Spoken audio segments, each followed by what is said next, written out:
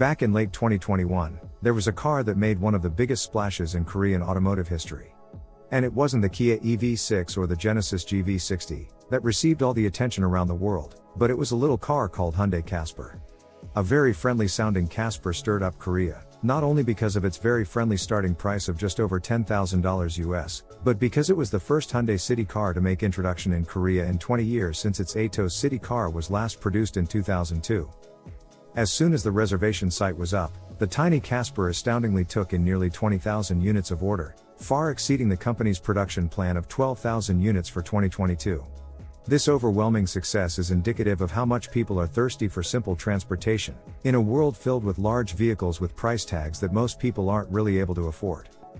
Although Casper currently only comes as an ICE version, there looks to be a similar kind of sensation that could rock the EV world as well.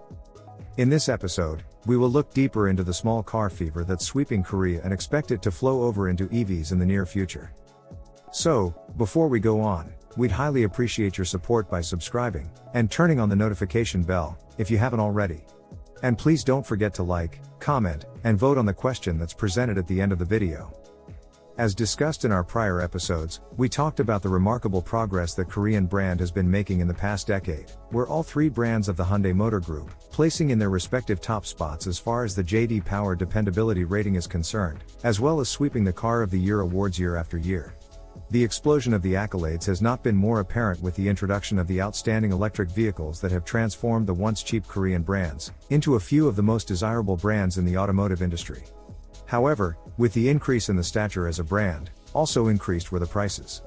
Korean cars now command prices that are higher than most Japanese competitors and are exceeding German brands in some cases.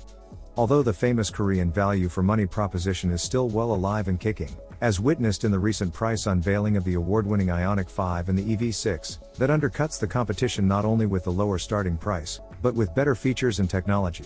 For example, there is a difference of more than $13,000 separating the equivalent IONIQ 5 long-range all-wheel drive version, compared to $60,990 Tesla Model Y, while offering faster charging speed with its state-of-the-art 800 volts charging speed and similar performance, albeit with a shorter EPA range of 303 miles, which is still outstanding for its price.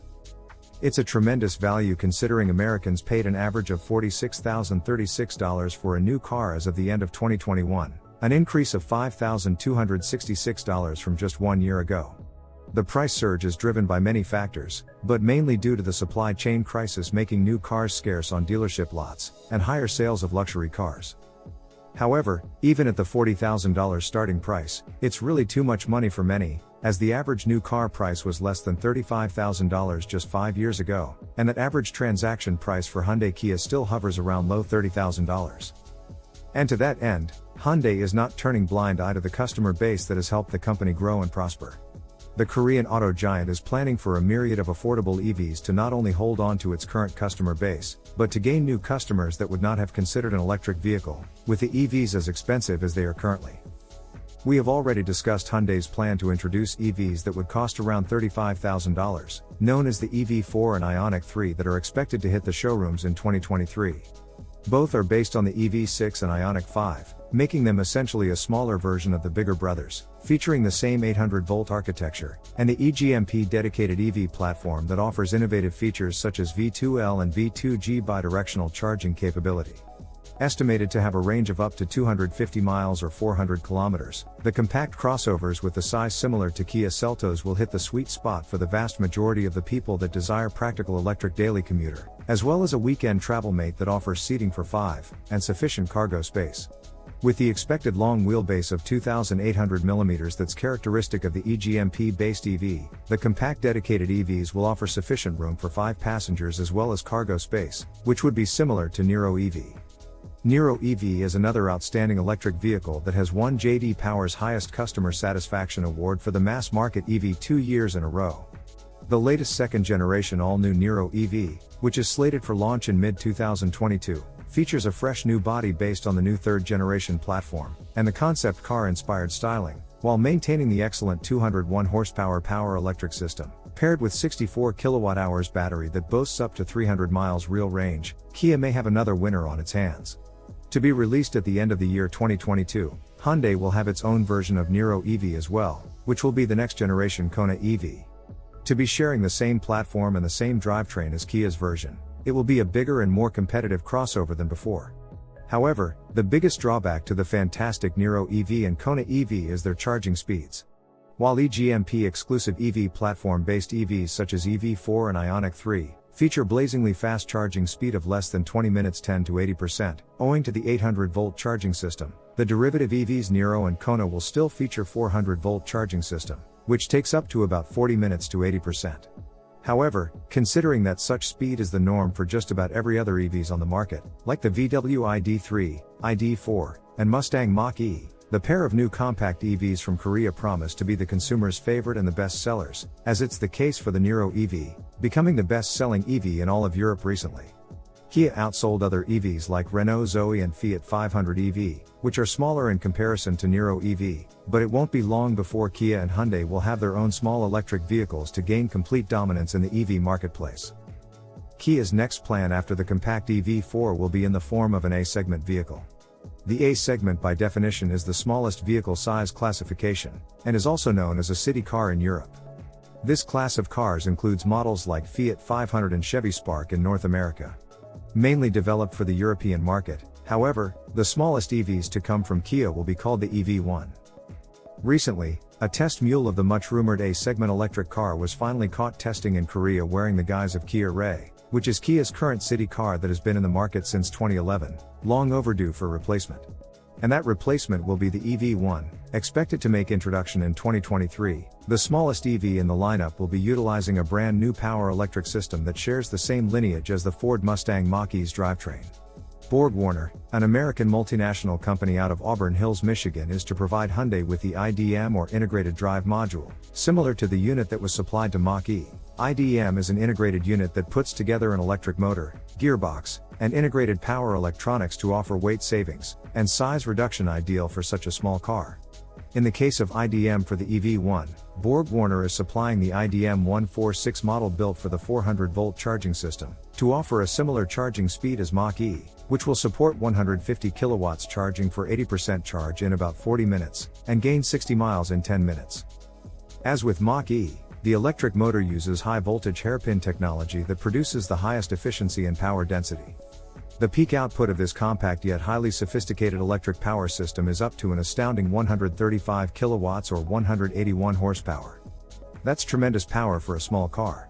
To draw a comparison, similarly powered and sized Fiat 500 Abarth 595 Competizione blazed 0 to 60 miles per hour in just 6.6 seconds.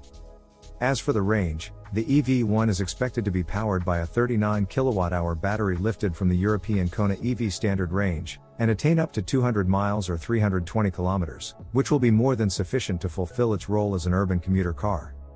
As for the size, the EV1's overall length is anticipated to be 150 inches or 3,800 millimeters. With the size similar to the Hyundai Grand i10 city car, the extended version of the standard European i10 that has limited availability in countries like India, the EV1 will be even smaller than currently the smallest crossover in Kia's lineup Stonic, with a length of 161 inches or 4,090 millimeters, but is bigger than the Fiat 500 with 142 inches or 3,600 millimeters in length, being similar to Honda E's 153 inches or 3,900 millimeters. The exterior design has not been exposed as of yet, but it's reported that it would be an evolution of Kia Ray's boxy miniaturized MPV, with Soul's funky vibe mixed in, which would work out really nicely for a fun city car. At the expected price to start from less than $25,000, the first electric city car from Kia will be cheaper, faster, and drive a longer distance, charges faster, and bigger compared to another A-segment electric car Fiat 500, which has a US dollar equivalent price tag of $28,000 for the standard 24 kWh battery version, that only renders 115 miles of claimed range, while offering only 94 horsepower. The much more expensive 42 kWh battery version offers a similar 200-mile range, but the price is equivalent to $46,500, which falls in the EV6 territory. The B-segment Zoe is a bigger car with a length of 161 inches or 4,100 millimeters with a 52 kWh battery, good for 239 miles claimed range, but comes with a price tag of £27,600 or $37,000. However, this price can be reduced to £20,000 if you choose to purchase the car without the battery.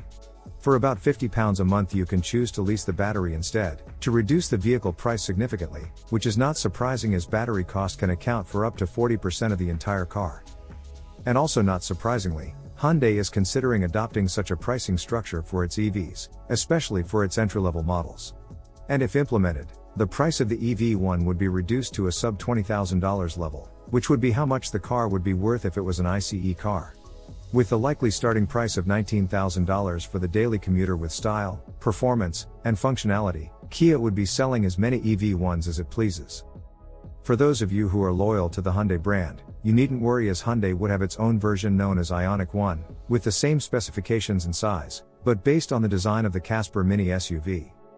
Before we proceed to the end of the video question, please support the channel by joining our membership, and enjoying the exclusive content and preview of the upcoming episodes.